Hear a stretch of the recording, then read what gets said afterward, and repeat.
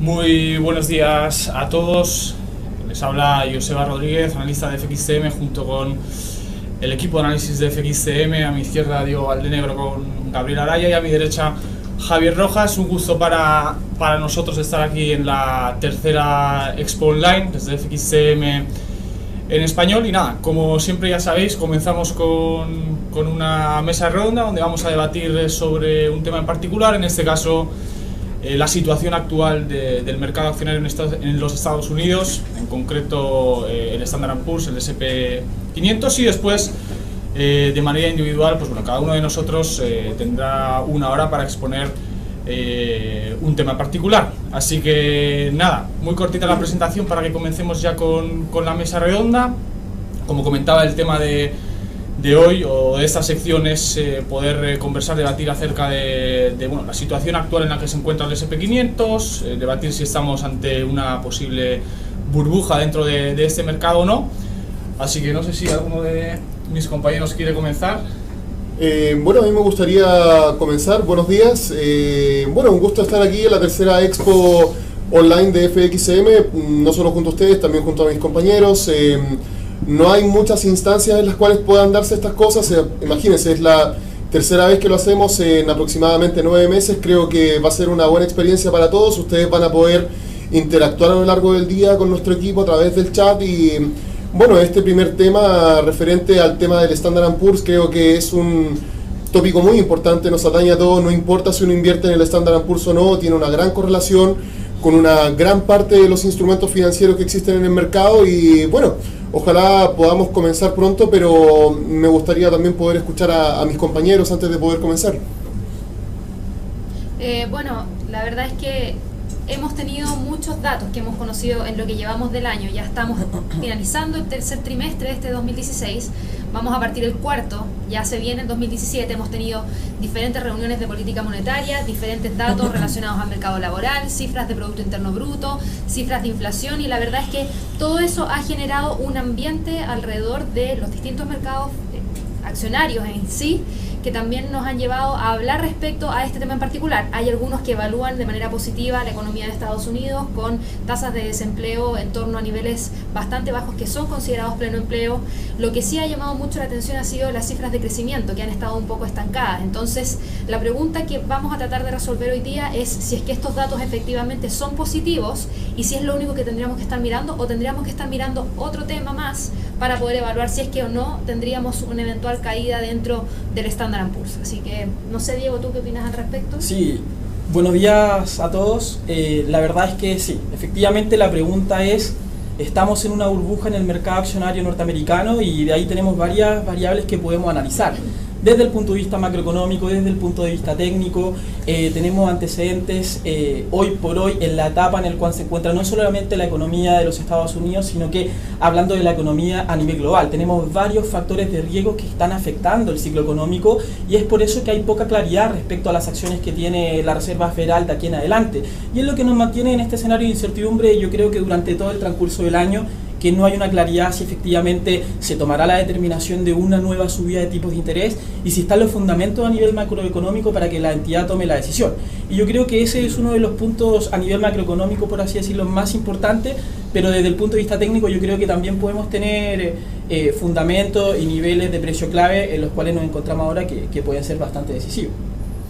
Ok, yo por lo que entiendo, todos tenemos algo preparado para el día de hoy. No sé a quién le gustaría poder abrir con lo que tiene preparado, con su análisis del Standard & Poor's.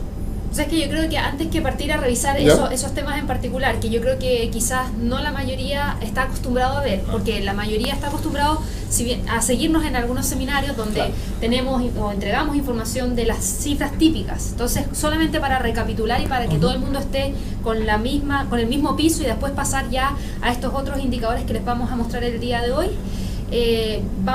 Yo por lo menos quiero partir recapitulando, entregándoles información de que, por ejemplo, las cifras de inflación todavía no están en los niveles que tiene como objetivo la Reserva Federal.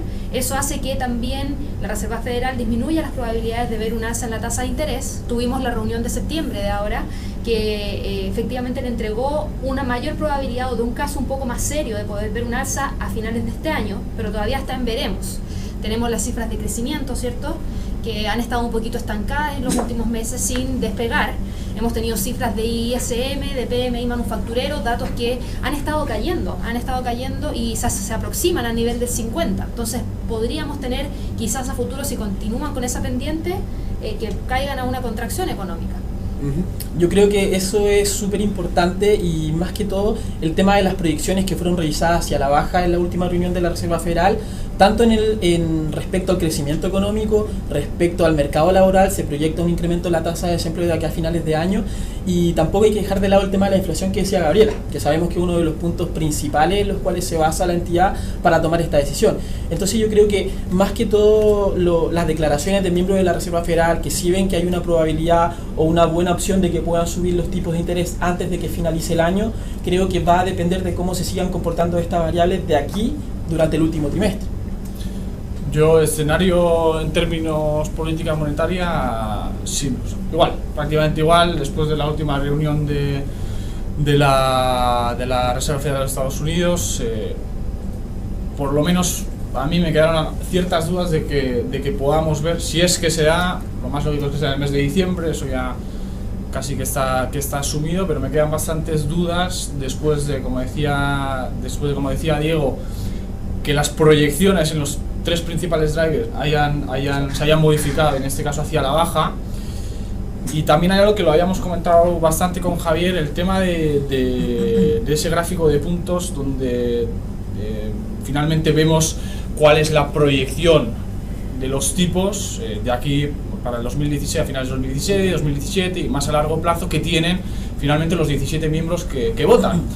Y en ese gráfico también pudimos ver un cambio respecto a la reunión de junio, donde en la reunión de junio no había ningún miembro que viese la tasa a final de año estable, como hasta ahora, en 0,5. Sin embargo, en esta nueva reunión sí que hemos tenido 3 votos que han caído, y hay 3 miembros de la Reserva Federal, en este caso del organismo del FOMC, que esperan, o por lo menos tienen una proyección de ver las tasas estables. Entonces, analizando un poco en conjunto todos los factores de la última reunión, me quedan bastantes dudas de poder ver una subida de tipos de aquí a final de año. Como dice Diego, hay que ir viendo, todavía nos quedan 3 meses para que nos reporten nuevos datos de estos 3 principales drivers, como decíamos, y todavía el escenario puede cambiar. Pero ahora más que nunca, ahora más que en este último año, ¿verdad?, donde se ha especulado mucho con esa normalización en la política monetaria, pues a mí me quedan dudas, y quizá le doy un poquito más comprensión a los movimientos alcistas que hemos visto del S&P, y que podamos ver quizá en las próximas semanas fruto de este sentimiento que ha generado la última reunión, ¿no? Sí, yo volviendo al tema del Standard & Poor's, para que no se pierda el foco, el Standard & Poor's y las tasas de interés de política monetaria obviamente tienen una correlación muy importante. Recuerden que las tasas de interés de política monetaria son una tasa de interés de referencia que también usan los bancos, por lo tanto hay una capacidad bastante amplia de adquirir mucha liquidez por parte del sector privado a tasas de interés que son muy bajas.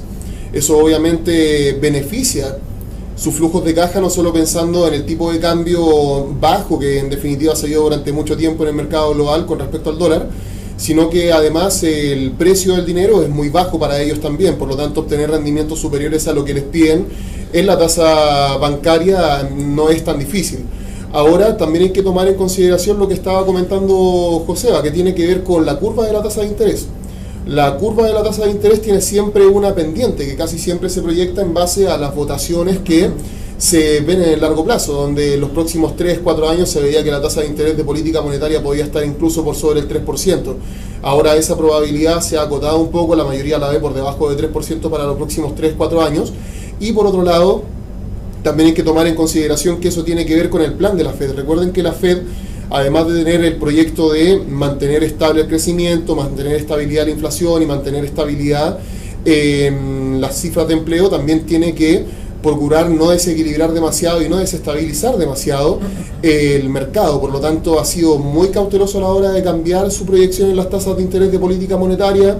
Esto ha contribuido a que el Standard & Poor's, claro, en momentos difíciles no caiga tanto y que cuando se confirma que la tasa de interés de política monetaria sigue baja y que en las próximas reuniones podría seguir baja, se recupere un poco. Yo creo que ese va a ser el eje central de la conversación que vamos a tener a lo largo de estos minutos sobre si hay una burbuja o no en el Standard & Poor's, porque una cosa es definir el sesgo y la otra es que haya una burbuja que se reviente y donde pueda haber una caída súper abrupta en el mercado, que en lo personal creo que podría haber alguna caída, pero no me queda muy claro si estamos dentro de una burbuja o no.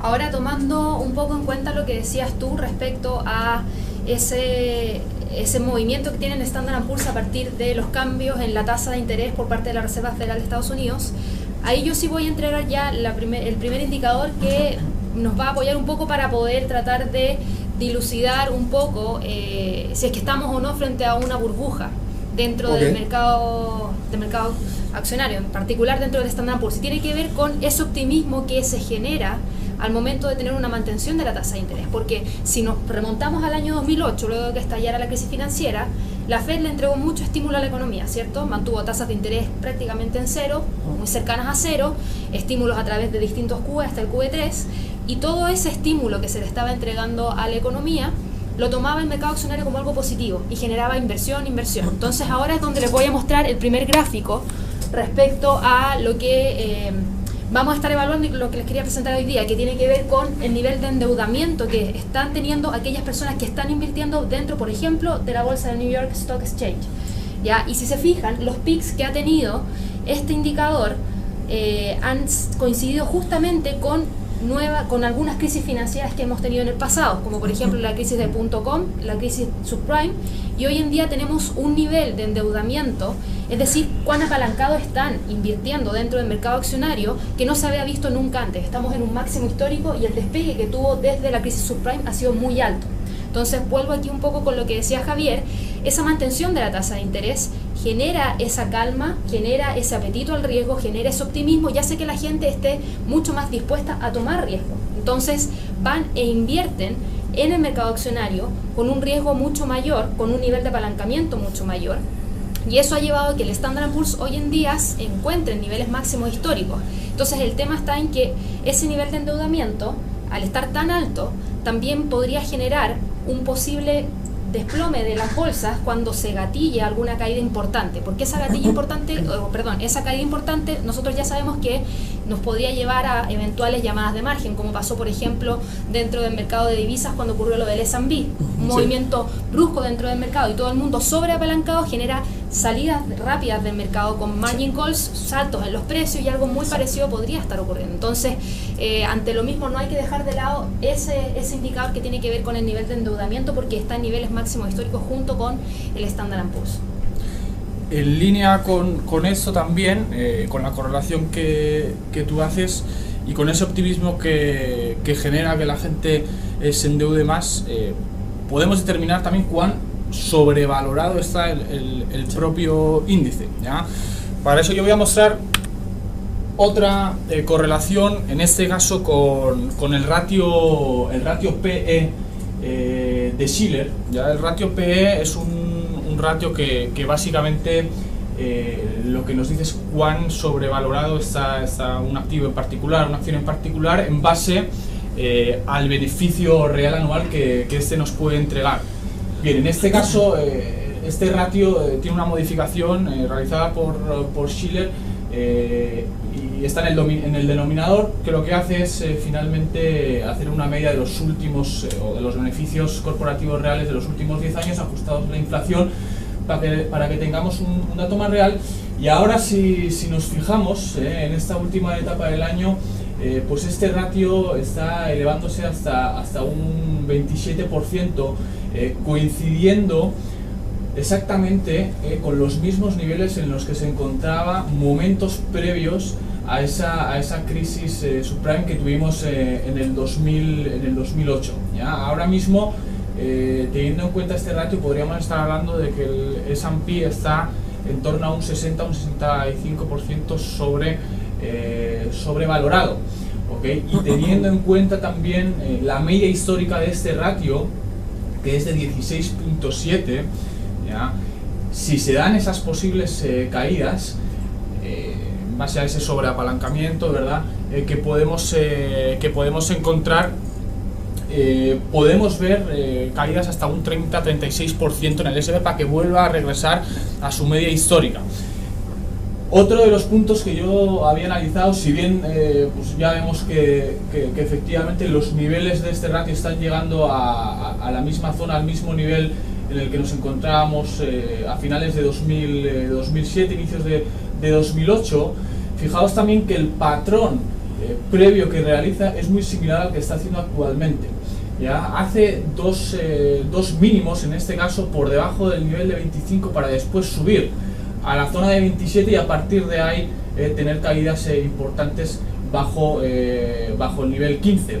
Y ahora exactamente igual, a finales del 2015 generó esos dos mínimos por debajo del nivel 25 para ahora nuevamente regresar a esa zona de máximos en torno al 27 y a partir de ahí pues bueno, veremos qué es lo que va a ocurrir, pero sin duda esta correlación pues bueno, nos está mostrando que ahora mismo el mercado está tan sobrevalorado como estaba en aquel entonces por el 2008 y que a partir de ahí pues bueno, generó esa crisis subprime, ¿verdad? Sí. Yo creo que un factor clave, siguiendo lo que comentaba Gabriela, siguiendo lo que comentaba Joseba en este minuto, es el tema de este optimismo que tiene el mercado, porque tenemos que considerar que ya no estamos en un ciclo económico expansivo. El ciclo cambió con el puntapié inicial de la primera subida de tasas en la última década de la Reserva Federal durante diciembre del año pasado. Entonces ya no estamos con un QE, no estamos con inyección de liquidez, no estamos con una pendiente que muestre que las tasas de interés van a ir a niveles cerca de cero o a niveles negativos. Estamos con una curva en la cual estamos especulando con política monetaria restrictiva e incremento en las tasas de interés.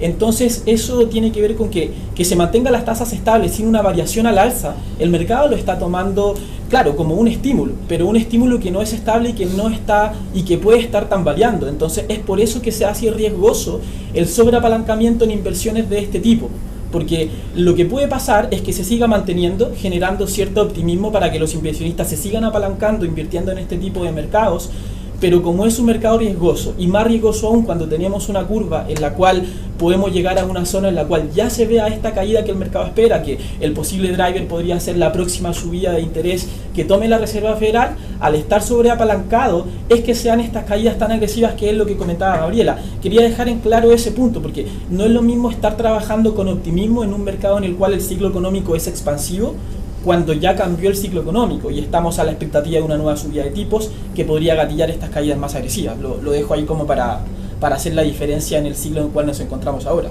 Y tienes toda la razón, porque de hecho es cosa de seguir los índices de manufactura, porque efectivamente han estado cayendo. La última publicación fue de 51.4, si bien tengo entendido, y eso nos deja muy cerquita del 50. Teníamos hace un año atrás cifras que estaban por sobre el 53.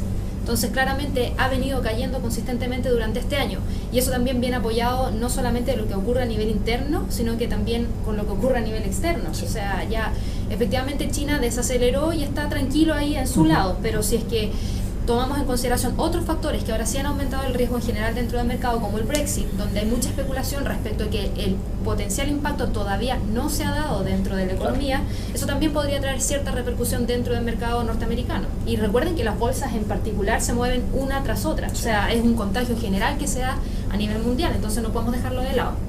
Sí, o sea, bueno, yo quería aportar algo, quizás aferrándome a todo lo que han dicho mis compañeros, porque por ejemplo, Gabriela está hablando mucho acerca de el apalancamiento y el compromiso que tienen muchos operadores que quizás migraron de renta fija a renta variable. La renta fija hoy por hoy no está rentabilizando demasiado con tasas de interés muy bajas, no solo en Estados Unidos, sino que a nivel global. Por ejemplo, nosotros estamos en Chile ahora. Chile durante la crisis subprime se volvió una excelente alternativa con tasas de interés de política monetaria del 5%. Sudamérica en general tenía tasas de interés muy altas en relación, por ejemplo, a las que tenían países desarrollados. Nosotros captamos una gran cantidad de flujos provenientes desde el mercado norteamericano, donde endeudarse era muy barato y donde acá la renta fija estaba rentabilizando quizás 10 veces más fácilmente de lo que estaba haciendo el mercado estadounidense, europeo o el mercado desarrollado asiático. Ahora las cosas están cambiando transversalmente, porque Punto uno, en Estados Unidos no tienen muchas herramientas como para poder subir la tasa de interés de política monetaria al ritmo que ellos quieren. Obviamente el ritmo es una cosa, la tendencia es otra. Diego lo mencionó, la tendencia en la tasa de interés de política monetaria es alcista, la pregunta es qué tan rápido la van a poder subir. Ahora la renta fija en Europa tampoco es muy atractiva, la renta fija en el mercado asiático desarrollado tampoco es demasiado atractivo, no han logrado subir ni siquiera una vez la tasa de interés de política monetaria. De hecho la tendencia al parecer es que la sigan bajando, y el problema que existe ahora es que obviamente el mercado sudamericano también ha tenido que hacer lo propio con la desaceleración de China, han tenido que bajar la tasa de interés de política monetaria, la política monetaria sigue siendo un poco menos expansiva que la que hay en los países desarrollados, pero definitivamente la renta fija también ha recortado las ganancias para quienes tenían capital comprometido acá. Por lo tanto, lo más probable es que la gente esté viendo el mercado de renta variable con muy buenos ojos, que sigan viajando flujos hacia el Standard & Poor's, y creo que el gran riesgo es que el apalancamiento siga aumentando. Ahora, yo también quiero mostrar una imagen, que yo tengo y que es a lo mejor un poco más macroeconómica. Vamos a ver si la tenemos lista. Acá está. Y yo quiero que se focalicen en lo siguiente. A mí por lo menos me gusta mucho la macroeconomía, no me focalizo a lo mejor solo en temas que sean, se podría decir, tan específicos como los radios de los cuales hablaba Joseba, pero tienen mucha relación con lo que yo voy a estar viendo ahora. Por ejemplo, para muchos el alza en el Standard & Poor's fue solo especulación, y se podría decir de esa opinión proviene el hecho de que a lo mejor estamos en una burbuja, de que el alza no haya tenido realmente mucho sentido, pero en realidad sí lo tuvo. Hubieron años en los cuales tuvieron un excelente rendimiento las empresas norteamericanas. Recuerden que una cosa es que Estados Unidos esté en una crisis profunda, y otro muy distinto es que el resto del mundo esté en una crisis muy profunda. Fíjense en esto, por ejemplo, aquí tenemos destacado en el gráfico exportación de bienes y exportación de servicios, donde tuvimos una alza sostenida prácticamente desde el año 2011 hasta el año 2014. En el año 2015 comenzamos a tener algunos tambaleos, si lo quieren ver de alguna forma, en la exportación de bienes, pero en definitiva coincide con el punto en el cual se estancó el crecimiento en el precio del Standard & Poor's. Fíjense que desde el año 2011 en adelante tenemos un crecimiento muy sostenido, fue cuando tuvo su mejor pendiente, y además fue cuando las exportaciones más aumentaron. El mercado sudamericano y el mercado en desarrollo fue uno de los que empujó a la economía norteamericana hacia adelante. Y por otro lado, también deben considerar cuáles son los máximos socios comerciales de Estados Unidos, o sea, quiénes son los que compran estos bienes y quiénes son los que adquieren estos servicios, que son Canadá, México, China, Japón, Reino Unido, Alemania. Obviamente Japón, Reino Unido, Alemania tuvieron años muy difíciles, pero los tres primeros, que son México, Canadá y China, tuvieron años extraordinarios. Yo creo que ahora obviamente hay un riesgo de que exista una caída, pensando en que estos países ya dejaron de ser el salvavidas norteamericano. Creo que también están pasando por momentos muy difíciles que aún no han mostrado un piso. Eso, unido a que quieren subir la tasa de interés, creo que claramente expone al Standard & Poor's a caídas que podrían ser bastante fuertes. Podría haber una pendiente negativa bastante pronunciada, pero lo que no me queda muy claro es qué tan rápido puede ocurrir. Yo creo que quizás no estamos frente a una burbuja, y tal vez las caídas podrían ser programadas, tal vez no sean tan rápidas. No es que en un día se caiga la bolsa un 40%, pero creo que sí estamos expuestos a que inicie una tendencia bajista. En base a lo que podemos ver aquí en el gráfico, llevándolo ya a algo un poco más magro, a lo que tenga que ver con la balanza comercial, exportaciones de bienes y servicios, qué es lo que está pasando con sus socios comerciales, qué tan rentable es la renta fija, cuánto capital se podría comprometer en el Standard & Poor's. Y creo que el riesgo viene de la mano de lo que comentaba Gabriela, que tiene que ver con el apalancamiento. Si la renta fija a nivel global deja de ser rentable y ya no hay absolutamente ningún país al cual acudir, creo que la mayoría de los operadores va a intentar privilegiar el invertir en instrumentos de renta variable, y obviamente el Standard & Poor's es el más importante, es el mercado. Son 500 empresas norteamericanas que son, se podría decir, ¿cómo lo puedo explicar? Son en definitiva multisectoriales, está todo incluido ahí, está el sector bancario, energético, industrial, de servicios, está todo, y la mayoría de los traders cuando piensan en renta variable, inmediatamente piensan en el Standard & Poor's, y creo que ese sí es un riesgo que a lo mejor no había detectado y que creo que fue un muy buen aporte. Yo creo que ahí hay un punto súper importante respecto al riesgo que representa hoy en día invertir en la renta variable. No tan solo por lo que está pasando en Estados Unidos a nivel interno, sino también por los riesgos externos. O sea, no solamente que Estados Unidos ya está con un ciclo económico restrictivo, sino que tiene que ver también con lo que decía Gabriela sobre los riesgos del Brexit, que probablemente todavía no se dejan ver como se espera. Estamos también en un escenario donde el mercado del petróleo a nivel global está tambaleando, hay posibilidades de que se pueda llegar a algún acuerdo en términos de la producción antes que finalice el año, pero mientras no haya un escenario claro respecto a algún plan sobre el techo en la producción diaria, creo que la incertidumbre desde el punto de vista del mercado del petróleo va a continuar. China no logra superar el crecimiento al 7% anual como vino pasando en la última década. Tenemos una disminución de la demanda de las materias primas de las principales economías subdesarrolladas a nivel global, entonces los riesgos de seguir o de apalancarse o de buscar refugio en la renta variable, de todas maneras creo que tiene como un sesgo un poco inestable, entonces es por eso que proyectamos. Ahora, tratar de definir desde el punto de vista cualitativo si el mercado accionario norteamericano o el Standard & Poor's particularmente se encuentra en una burbuja es súper complicado. Lo podemos hacer con modelos estadísticos, lo que comentaba Joseba con el PE de Shiller y modelos desde el punto de vista econométrico que pueden ayudar a explicar si efectivamente nos encontramos en un mercado sobrevalorado, pero desde el punto de vista cualitativo, por así decirlo, y considerando los riesgos externos, creo que de todas maneras que estemos en un escenario en el cual haya interferencia o no haya la claridad de que están los fundamentos para subir la tasa de interés nuevamente, no hay que dejar de lado los riesgos externos, que probablemente puedan ser los que detonen si efectivamente tenemos un nuevo rally en el mercado accionario americano antes de una gran caída. Entonces, no, y para aterrizar lo del Brexit, y volviendo al gráfico, Reino Unido es el quinto socio comercial más importante, o sea, cuando la gente dice cómo el Brexit puede afectar a Estados Unidos, bueno, es el quinto país que se lleva los bienes y servicios que producen, es súper importante. Y no tan solo en Estados Unidos, ya comentó Draghi ayer, ¿te acuerdas que estábamos comentando? Declaraciones de Draghi en una conferencia económica que dio a conocer que el tema del Brexit no debería estar afectando a nivel global, sino que debería estar afectando desde un punto de vista regional a la eurozona. Por lo cual, si nos ponemos en ese caso, da a conocer que los riesgos del Brexit se van a empezar a dar. O sea, hubo una protección respecto a las medidas que tomó el Banco de Inglaterra con inyecciones de liquidez previa para poder prever cualquier tipo de falta de liquidez, que, bueno, el mismo gobernador dio a conocer que tuvo buenos resultados. Ahora, lo que dice Draghi es que efectivamente, o sea, que Reino Unido salga y se confirme la salida desde la Comunidad Europea es una gran fuga de capitales desde el punto de vista externo. O sea, la demanda externa para la eurozona, desde la proporción que tú mencionabas de Reino Unido, es súper agresiva. Entonces ese puede ser uno de los principales factores en los cuales, si bien es cierto, la economía europea está proyectada con un crecimiento estable, pero que puede ser un factor que pueda limitar un poco el ritmo de crecimiento. Entonces también como que hace un contexto general bastante de incertidumbre, por así decirlo. Ahora, yo quería compartir un gráfico, ya saliendo un poco desde el punto de vista macroeconómico fundamental, aunque también tiene mucha relación, pero sabemos que los ciclos económicos se repiten, siguen patrones, tenemos puntos de alta, puntos de baja, sabemos que efectivamente no tenemos un mercado que se va a sobrevalorar infinitamente. Concuerdo con Javier que una probabilidad de una caída de un 50% es poco probable con todas las medidas que se pueden estar tomando. Las entidades saben lo que pasó anteriormente y probablemente no van a dejar que suceda de nuevo, pero sí caídas progresivas se pueden dar en la medida de que diferentes drivers se vayan gatillando. Este es un gráfico en el cual analizamos los tres principales índices accionarios norteamericanos desde el punto de vista técnico y considerando que particularmente este año pasó algo inusual que no veíamos hace 16 años.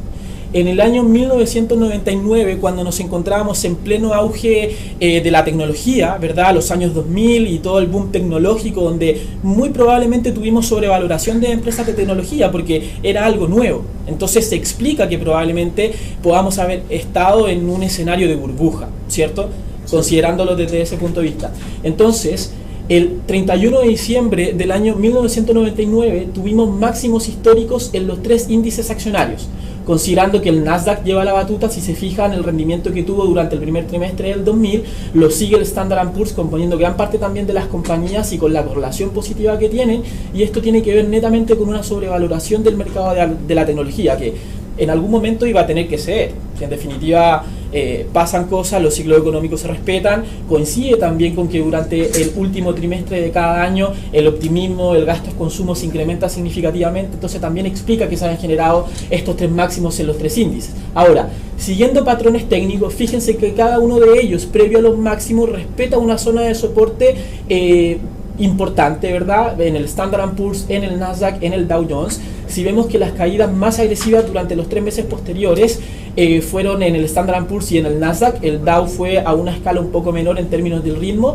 pero posteriormente podemos ver que el patrón se repite. No quise tocar la crisis subprime porque en ese punto en particular, que sí probablemente nos encontrábamos en una burbuja del mercado inmobiliario, no se dio una marca de máximos históricos en los 3 índices. Sin embargo, la primera semana de agosto de este año efectivamente tuvimos un nuevo máximo histórico tanto en el Standard & Poor's como en el Nasdaq como en el Dow Jones.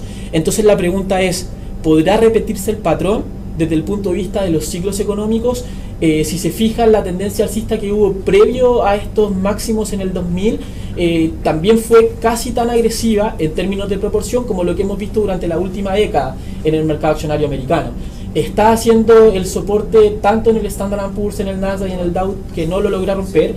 Entonces tal vez ese podría ser un punto clave para poder evaluar si efectivamente tenemos un mercado de correcciones, un mercado que si bien es cierto, los máximos que se hicieron en los índices durante este año no fueron exactamente en la misma fecha, el patrón puede repetirse. El primer trimestre siguiente a los máximos que se registraron fueron meses de optimismo, ¿verdad? Y posteriormente se comenzaron a ver correcciones más agresivas. Entonces, si consideramos que nos encontramos en el último trimestre del año, próximos a la última reunión de política monetaria de la Reserva Federal, donde esperamos que se pueda dar la posibilidad de una subida de tipos de interés, será ese el gatillo con el cual la burbuja estalle, si es que estamos en burbuja, o que se pueda seguir cumpliendo un patrón técnico como cualquiera. O sea, lo que está, te corto un poco, Javier, lo que está claro es que por lo que estamos viendo que hay muchos factores, hay muchos análisis, hay muchas correlaciones que nos están dejando ver que los patrones se repiten. Se están repitiendo, en este caso con la crisis tecnológica o la burbuja tecnológica del 99-2000. Hemos visto antes también el tema con el ratio P de la crisis subprime.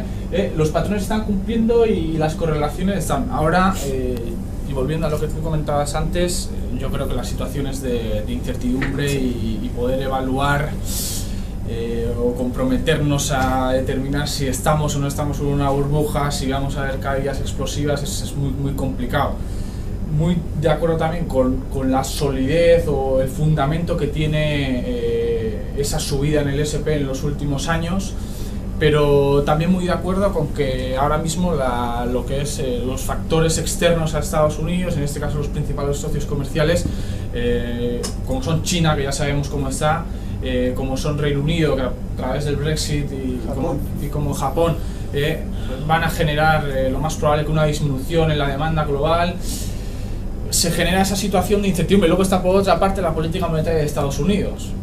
¿Qué pasa si en diciembre hay subida de tipos? Entonces, en realidad hay factores que podemos colocar en el lado bajista, hay factores que podemos colocar en el lado alcista y se hace complicado evaluar un escenario principal claro. sí. Entonces, desde mi punto de vista, creo que el sentimiento principal es de incertidumbre y que a partir de ahí tenemos que, lo de siempre, ver el día a día, ver nuevos datos y ver cómo va avanzando y a partir de ahí poder evaluar quizá un escenario más claro. Ahora mismo, para mí, muchas dudas. sí. Ahora, en el caso de lo que tú mencionabas, Diego, para mí, más que la incertidumbre, yo lo dejaría a la acción del precio. Claramente tenemos un piso y tenemos un techo en el Standard & Poor's y lo hemos tenido por lo menos desde el 2014 hasta el día de hoy. Ya tuvimos un rompimiento con un nuevo máximo histórico, pero igual los cuerpos de las velas quedan pegaditos ahí. Nos aproximamos a un trimestre donde de por sí el volumen que se opera en el mercado accionario decae rápidamente, Sí. drásticamente. Hemos conocido que durante el último año el volumen que ha estado generando máximos históricos en Standard & Poor's son mínimos históricos. Entonces van en correlaciones inversas, entonces eso también llama mucho la atención. Por eso está toda esta especulación respecto a que estaríamos frente a una burbuja. ¿Por qué? Porque el volumen no viene acompañando los máximos históricos. Usualmente cuando uno está operando un instrumento, cuando uno evalúa la profundidad del mercado y evalúa los volúmenes transados, cuando se generan máximos, suelen venir acompañados de una gran inyección de volumen que está buscando y está empujando los precios ya sea a máximos o mínimos. En el caso del Standard & Poor's eso no está pasando, porque efectivamente están con correlaciones inversas. Y si nos llevamos a este último trimestre del año, donde se espera que el volumen caiga, donde tenemos una última reunión de política monetaria, donde el año pasado tuvimos la primera alza, luego de todos los estímulos entregados por parte de la Fed, yo le prestaría mucha atención al Standard & Poor's, más que responder la pregunta si está o no está en una burbuja, es qué nos va a decir para el primer trimestre del 2017, porque ya todos sabemos cuál es el piso y cuál es el techo. O sea, claro que está pegado ahí, y cuando rompa, ahí es donde tenemos el gatillo de alguna entrada, ya sea hacia el alza o hacia la baja. Y sobre todo si es que rompe algún piso, entonces ahí podríamos ya empezar a tener una señal de que efectivamente viene una corrección mayor y que podría llevarnos a alcanzar niveles mínimos que se habían visto anteriormente. Ahora, tomando el tema del volumen, de lo que está comentando Gabriela, eso es muy importante. El hecho de que el año pasado haya subido la tasa de interés de política monetaria en diciembre no es una coincidencia. ¿Okay? Uno, por ejemplo, en ese momento tuvo quizás mayores dificultades para poder darse cuenta. Ahora nos damos cuenta de que la decisión de hacer un alza a la tasa de interés de política monetaria, después de todo el tiempo que pasó desde el último cambio, hacerlo en diciembre fue muy inteligente. ¿Por qué? Porque el gran miedo que tiene la Fed es el de tomar un instrumento financiero que ha triplicado su precio en los últimos 7, 8 años y de pronto destruirlo con un alza a la tasa de interés, creando mucha incertidumbre. Entonces varias veces aprovechan el hecho de que en diciembre, por las festividades de fin de año, baja mucho el volumen, el mercado obviamente está esperando que se publiquen esas cifras, pero la disposición a operar volúmenes altos es mucho menor. Entonces cuando hacen un cambio en la tasa de interés de política monetaria están recortando también el impacto que tiene. A fines de este año, si por ese motivo logran subir la tasa nuevamente, también se podría abrir la posibilidad de que a lo mejor no se genere esa volatilidad explosiva que uno podría pensar. ¿Por qué? Porque alguien podría decir, ok, a lo mejor entonces en diciembre, si hay una burbuja, se podría reventar si suben la tasa. Hay que tener cuidado con eso, porque el hecho de que se reviente una burbuja, recuerden que también está muy ligado a que se tiene que operar un gran volumen.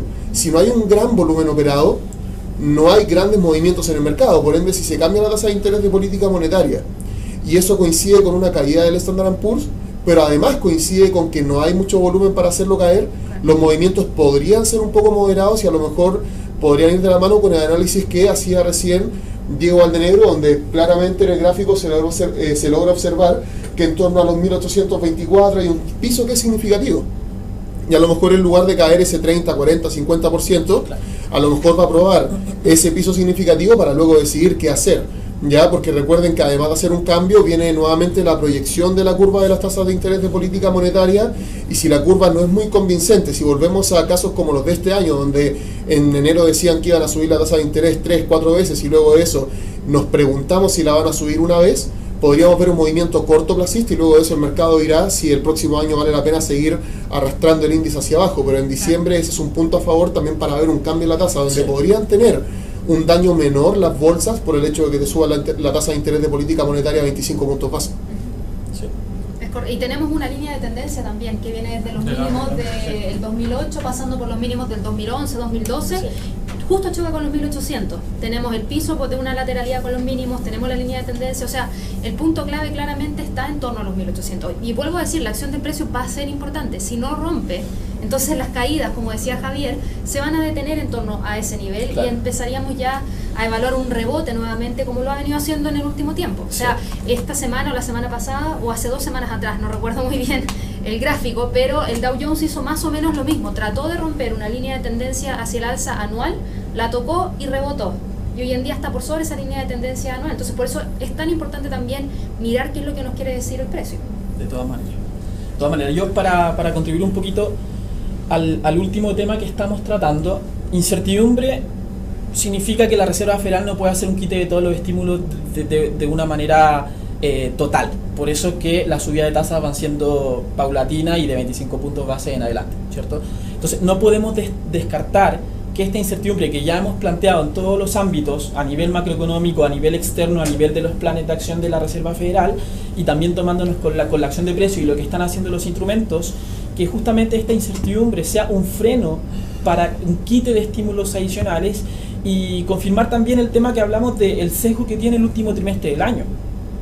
hemos visto los rally navideños durante el último año, o sea, tampoco podemos descartar tener un nuevo máximo histórico en el Standard & Poor's particularmente antes de ver una caída un poquito más agresiva. Y agresiva no estamos hablando de un desplome de un 50%, estamos hablando de que pueda respetar el soporte que ha hecho durante el último año. Claro. Ahora, hablando del cierre de año, algo que se nos está escapando y que creo que es súper importante que mencionemos, es que tenemos elecciones también.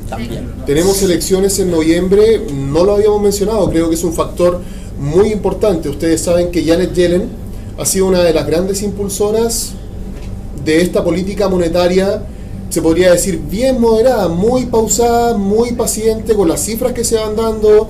Ha tratado de privilegiar el que obviamente no haya muchos descalabros dentro de la economía. Si hay que mover los planes, bueno, simplemente se mueven. Ha tratado de no acelerarse.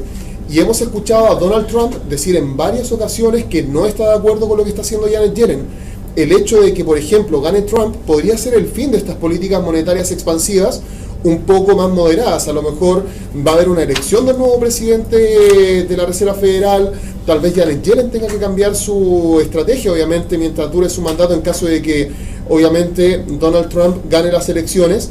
Ya lo estábamos viendo el otro día, la elección está bastante estrecha, es prácticamente un 42% para él y un 44% para Hillary, cosa que se puede revertir en cualquier momento, y hay que tomarlo en consideración, porque recuerden que gran parte de lo que pasa con el Standard & Poor's tiene con la Fed, y gran parte de lo que pasa con la Fed tiene que ver con Janet Yellen, y el puesto de Janet Yellen obviamente va a estar en jaque en base a quién gane la elección. Un punto súper importante que se nos estaba yendo. Mientras más cerca nos encontremos de las elecciones, la incertidumbre se va a incrementar. O sea, es un factor más de incertidumbre que le añadimos al plan de acción a la lista que se mantiene hasta ahora. Yo creo que eso va a ser bastante decisivo para lo que pueda pasar durante el último trimestre del año. Y tiene repercusión en el mercado. O sea, Sí, hoy día claro, vimos sí. el rebote en el Nikkei solamente por el que ganara Hillary Clinton en el debate. Y eso es porque ella trae la política de mantención del status quo y sin generar grandes cambios. Recuerden que Trump está muy ligado a que podrían llegar a tener algunos problemas los acuerdos comerciales con los otros países, entre otras cosas más. Y ojo que el patrón es muy similar al del Brexit. Claro. Estamos ahora mismo con encuestas, vamos a decir, muy equilibradas. Sí. Con el Brexit también estábamos en encuestas equilibradas, pero la mayoría pensábamos que ver un escenario de salida era prácticamente imposible. Ahora es un poquito parecido, o por lo menos la idea general es que es muy complicado que Trump pueda salir como presidente en base un poco a sus ideales y esa agresividad dentro de sus ideales, pero ojo que eso puede ocurrir, las encuestas están equilibradas y con lo de siempre, genera incertidumbre y por supuesto que eso va a poder generar volatilidad, pues hecho de cualquier mercado, pero en el S&P por supuesto también, y más porque estamos hablando de Estados Unidos, ¿no? Sí, yo creo que si algo hemos aprendido este año es a no decir cero. Nunca hay cero probabilidades de que algo pase, hay pocas probabilidades de que uno pueda arbitrar con este tipo de decisiones. Muchas veces cuando hay elecciones que están muy disparejas, ¿se acuerdan, por ejemplo, cuando, por ejemplo, Shinzo Abe se lanzó a la reelección en Japón? Uno tenía una idea más o menos clara de que podía ganar las elecciones, que podía salir reelecto. Cuando uno veía las encuestas no estaba tan parejo con su competidor más cercano. En el caso, por ejemplo, de cuando se repostuló Angela Merkel a ser primera ministra de Alemania, también estaba muy claro que podía resultar ganadora, pero con el tema del Brexit creo que nos llevamos varias elecciones. Cuando estábamos, por ejemplo, con el Brexit, y esto es algo personal, porque yo dije, no, el Brexit no va a pasar, las elecciones son una cosa, las encuestas son una cosa, pero yo dije, cuando lo llevemos a la realidad, las probabilidades de que realmente la gente diga, no, nos queremos ir, son muy bajas, y después de eso 2, 3 de la mañana hora de Chile, la mayoría de Sudamérica fue así, uno despertó y en todos los noticiarios estaban diciendo, bueno, el Reino Unido está fuera de la Unión Europea, y uno inmediatamente se pone a ver los gráficos y son puras sorpresas. Entonces creo que con Donald Trump y con Hillary Clinton podemos esperar algo similar. Yo creo que lo mejor es no tratar de arbitrar con la decisión, decir, no, yo creo que esto es lo que va a pasar y especular con respecto al impacto que podría tener, y lo mejor sería esperar, ver cómo reaccionan los precios dentro del Standard & Poor's y luego de eso tratar de analizar si existe alguna posibilidad dentro del mercado. Seguramente va a existir, pero no tratar de anticiparse. Creo que esa es una muy buena lección que nos ha dejado este año. Sí. Claramente va a ser un interesante fin de año. No Sí. va a ser tranquilito, va a ser Sí, bastante no. movido, tenemos muchas cosas todavía. Acuérdense que además en el primer trimestre del 2017 se espera, si es que no lo hacen a finales de diciembre, se espera que invoquen el artículo número 50 para dejar Reino Unido de la Unión Europea. Entonces, eso también le va a traer un poquito de movimiento al mercado y capaz que lo hagan en diciembre también por lo mismo, porque no solamente baja el volumen dentro de Estados Unidos, sino que también baja el volumen a nivel internacional en términos de transacciones a través del mercado accionario. Lo mismo pasa en Europa, lo mismo pasa en Asia.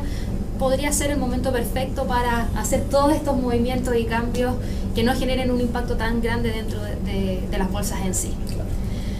Así que bueno, yo creo que ya estaríamos dando Sí. por finalizada la mesa redonda del día de hoy para dar inicio al resto de las sesiones. Recuerden que vamos a ver la bolsa europea a continuación, después viene Joseba también con el euro y la libra. Viene Diego con petróleo Correlaciones dólar canadiense y petróleo. y finalizamos con Javier con algunas Aplicaciones para mejorar sus estrategias de inversión. Ya aplicaciones que obviamente no son lo clásico que uno tiene, sino que son aplicaciones adicionales que uno puede incorporar a la plataforma para tratar de ver si eso les ayuda a hacer un poco más fácil su día a día. Por si acaso, tenéis el chat disponible. Estaba revisando y ahora tenemos bastantes preguntas, pero me estoy dando cuenta que la mayoría están relacionadas con el tema de las elecciones. Por lo tanto, creo que más o menos ha quedado, Sí. Ha quedado algo. ha quedado respondido. Así que nada, damos por finalizado entonces la mesa redonda y ya nos estamos viendo en unos minutos más. Un saludo.